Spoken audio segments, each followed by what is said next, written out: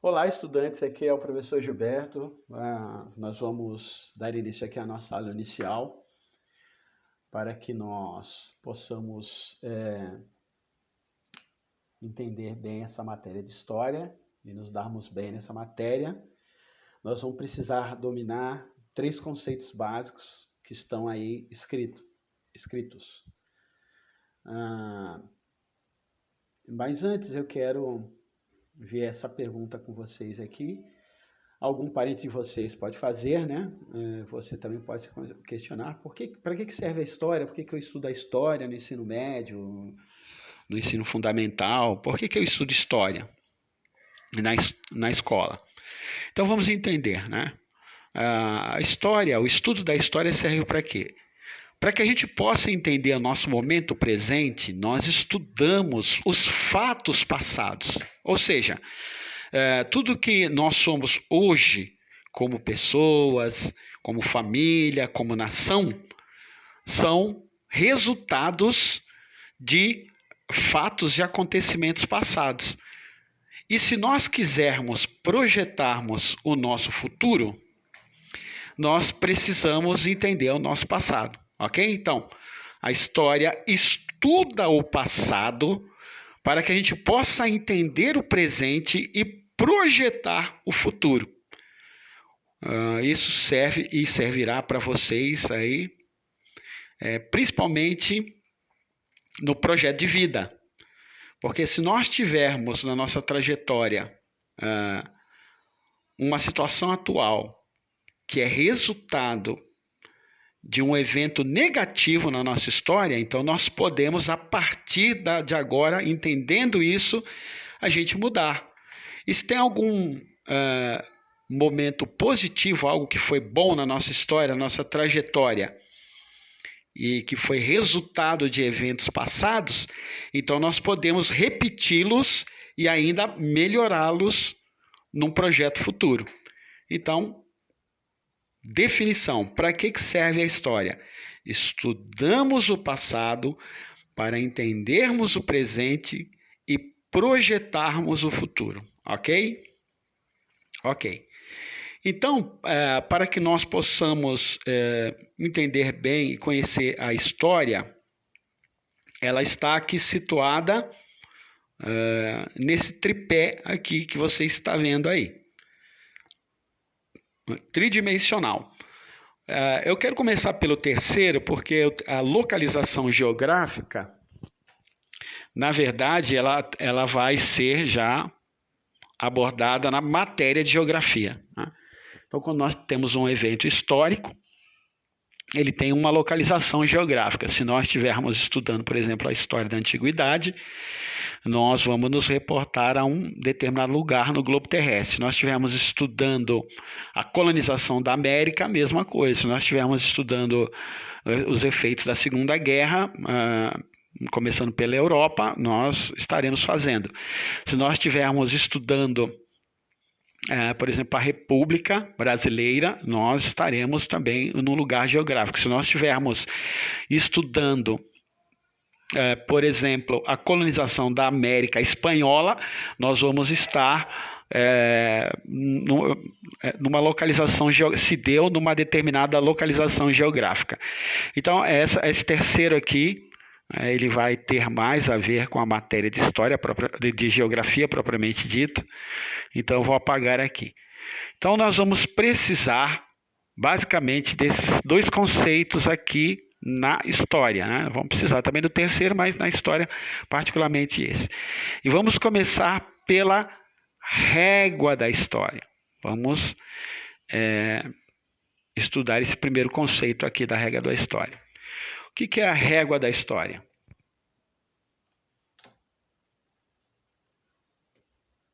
Vamos desenhar aqui uma régua.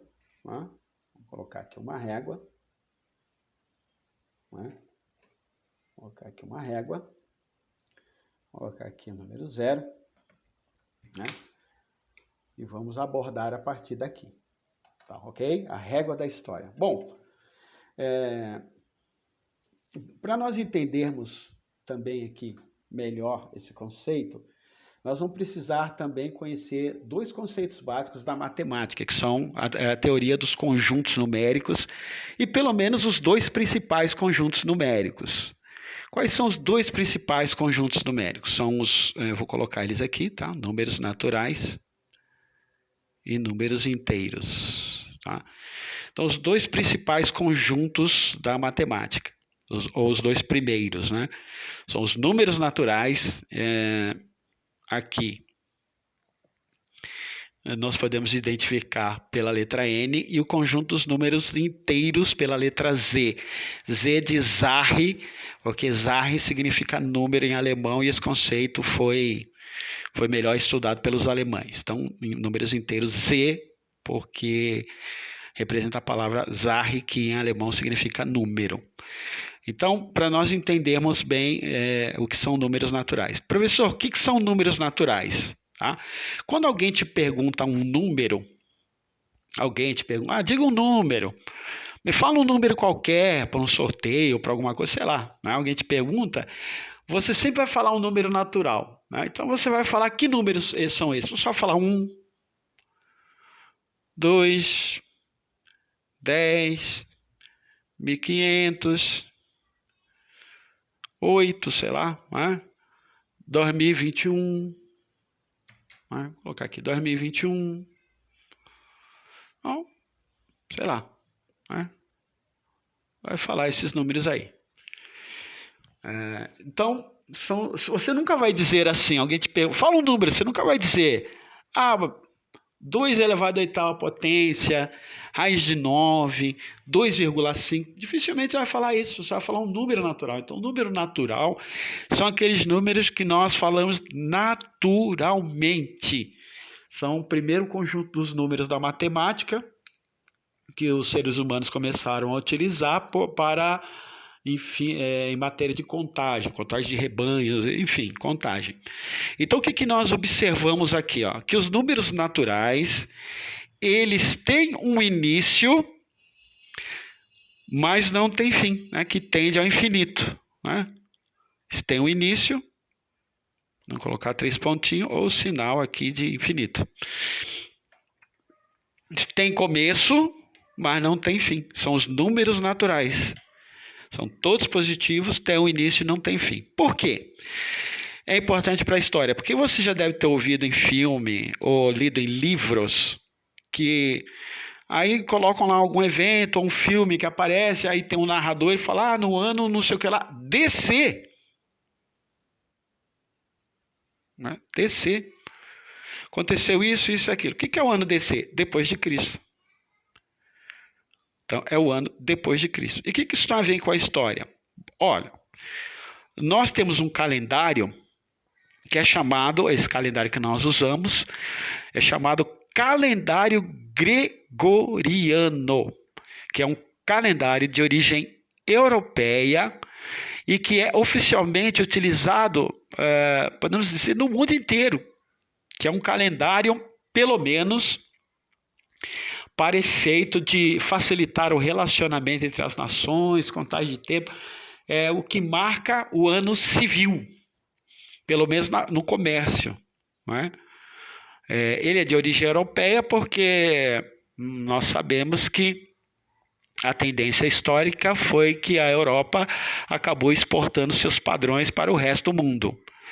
E esse calendário ele foi promulgado em 1582 pelo Papa Gregório, em substituição a um calendário antigo chamado Juliano.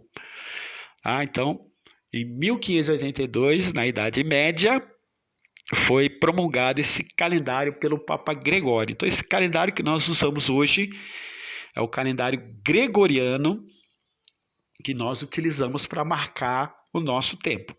Então, por exemplo, quando nós comemoramos o Ano Novo, por exemplo, passar de 2020 para 2021, as pessoas fazem festa, jogam fogos, né, soltam fogos. O que eles celebram?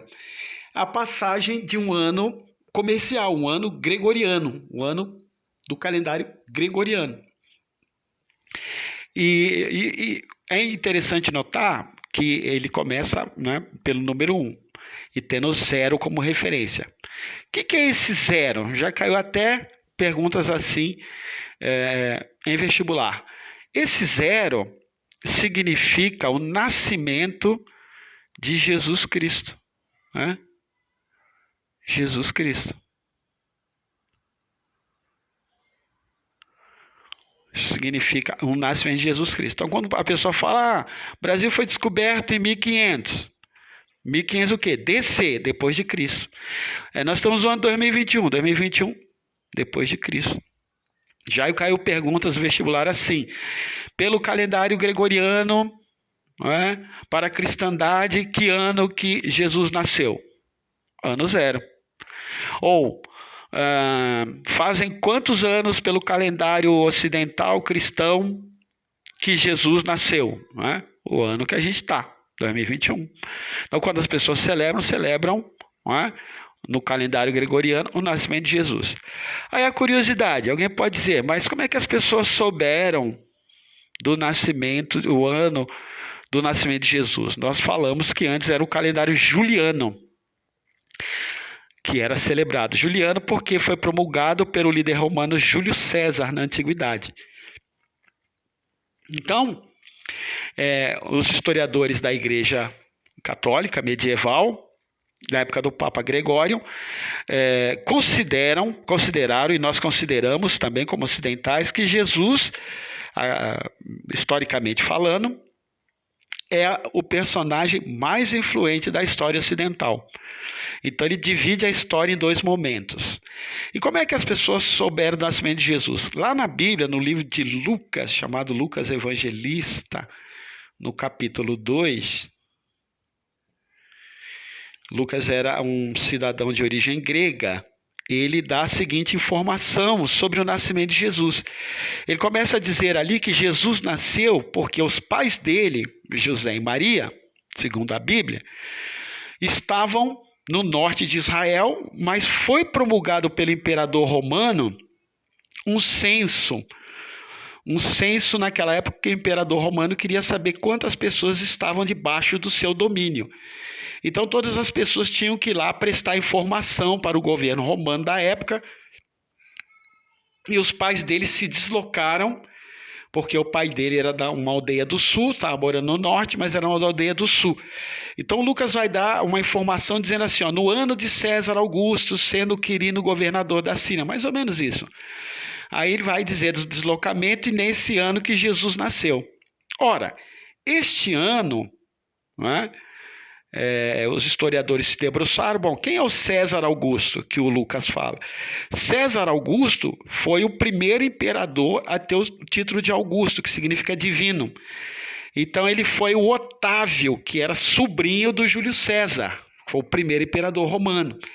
E descobriram lá que ano que esse Quirino, que era um romano, que era governador da Síria. Então, identificaram que mais ou menos no ano 44 do calendário juliano, Cristo nasceu.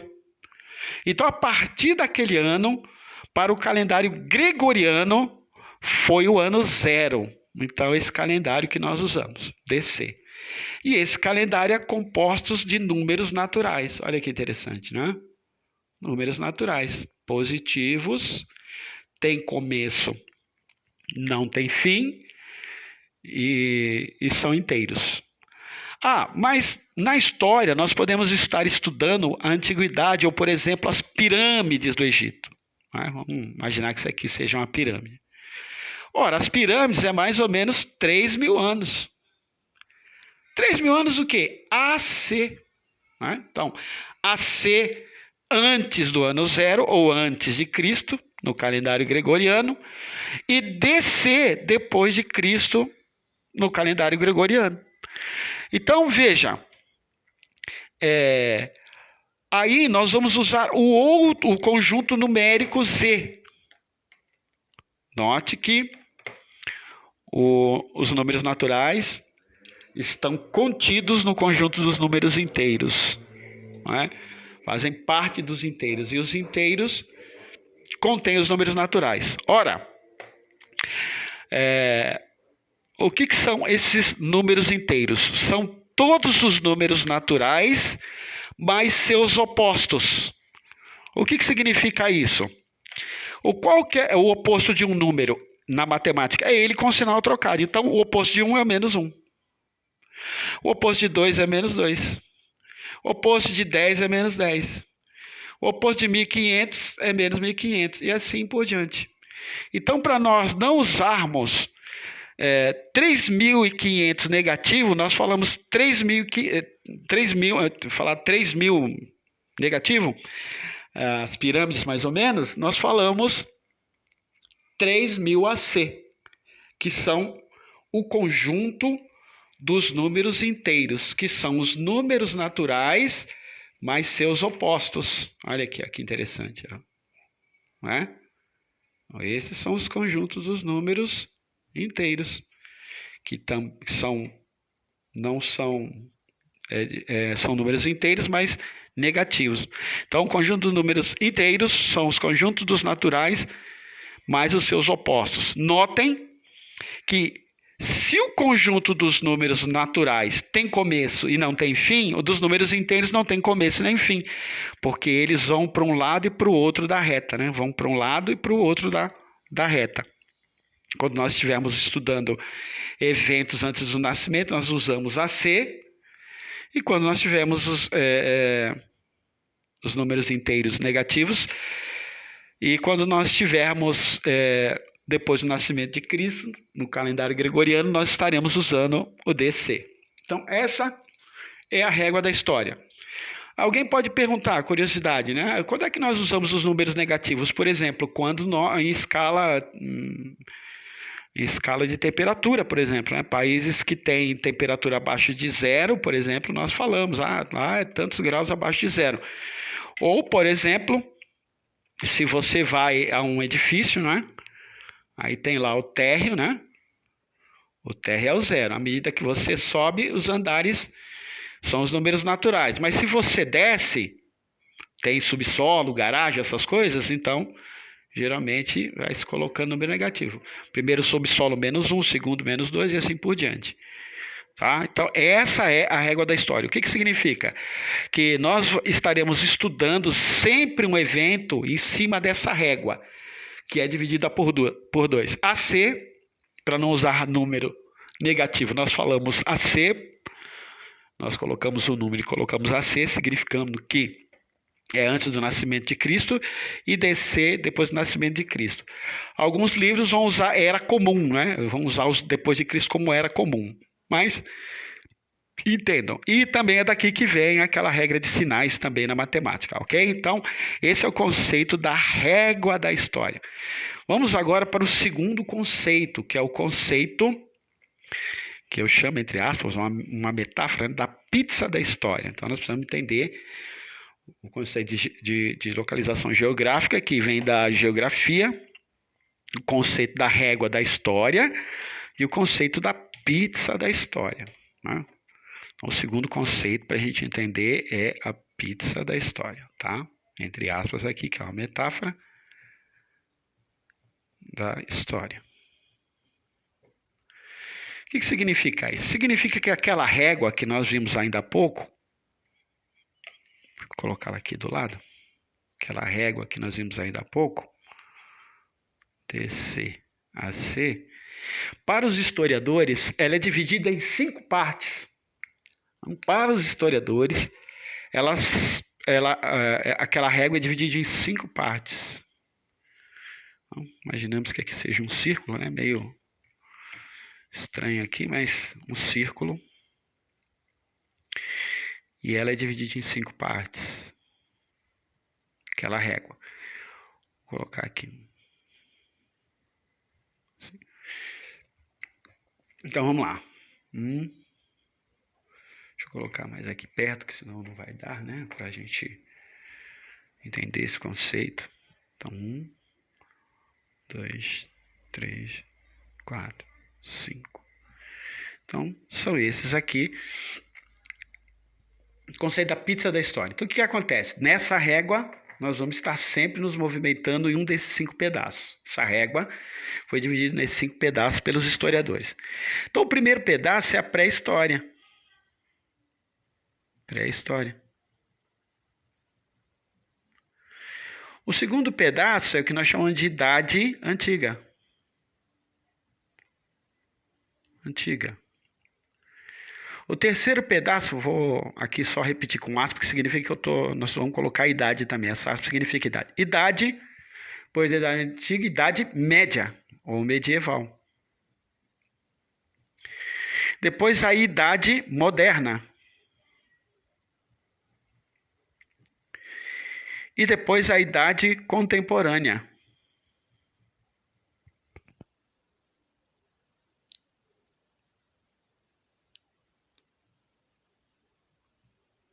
Rânia.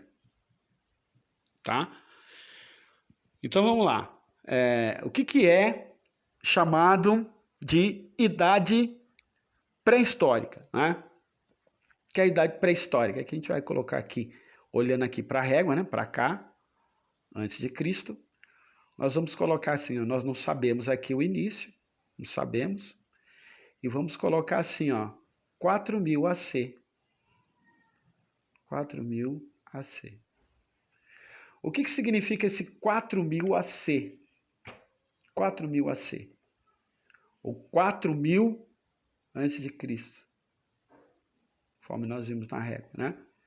Vou colocar aqui, ó, 4000 AC. E aqui a gente não sabe.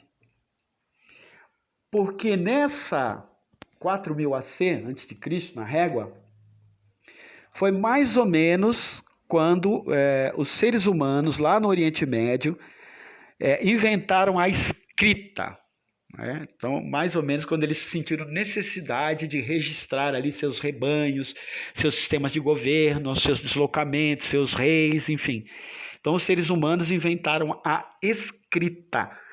Então, por que aqui para frente a gente não tem nada? Que é a pré-história, neolítico, paleolítico, toda aquela divisão. E nós não temos o quê? Né? Costuma dizer o seguinte, para a gente fazer uma analogia. Se nós estivermos viajando de carro, fomos parados numa rodovia pelo guarda, ele vai pedir, primeira coisa, né? Documento do carro, documento do condutor. Então, o que é o documento nosso? Para que serve o nosso documento? Ele conta a nossa história, conta a história do carro, que ano que é o carro, se está licenciado, o dono, que ano que ele nasceu, se ele tem idade para estar dirigindo, enfim. Então, mais ou menos 4000 anos, eles inventaram a escrita e começaram a registrar os eventos da história. Então aí nós temos assim eventos mais confiáveis, porque lá no Oriente Médio eles começaram a inventar a escrita, vários tipos de escritas, mas né, algumas se perderam no tempo, a maioria, mas os historiadores conseguiram decifrar para contar a história ali. Né, para registrar a história, são documentos. E, curiosidade, eles começaram no tablet, né, tablet. Eles falavam, mas professor, tablet, não é esse tablet hoje que eletrônico que a gente vê. Os tablets da antiguidade eram umas placas de argila, de algum material de barro, e ali eles registravam, né, naqueles vários tablets de barro, várias escritas, né, vários documentos, vários registros, e muitos ainda foram conservados e foram achados, né? Então, mais ou menos isso. É a pré-história, tá?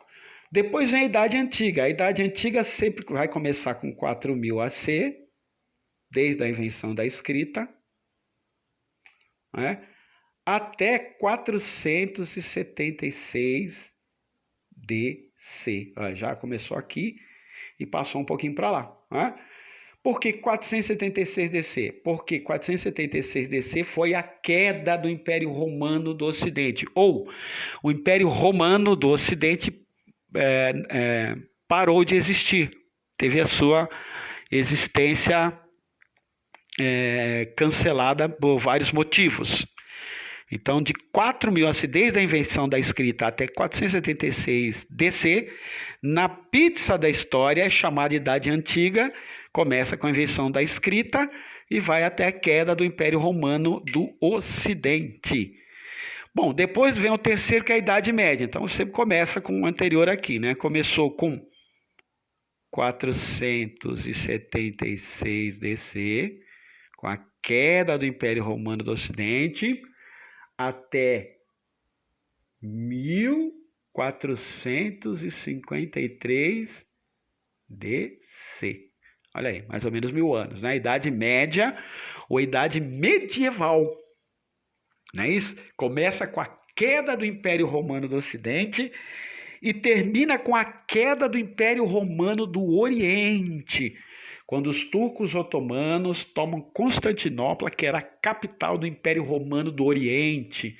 Hoje é a cidade de Istambul, que faz parte da Turquia, né? E foram os turcos mesmo otomanos que tomaram essa cidade em 1453, que foi a queda do Império Romano do Oriente.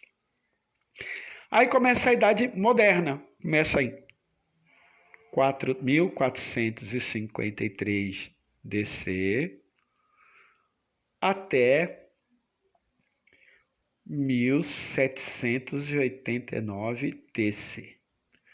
O que aconteceu em 1789? O início da Revolução Francesa, chamada de Revolução Burguesa, né?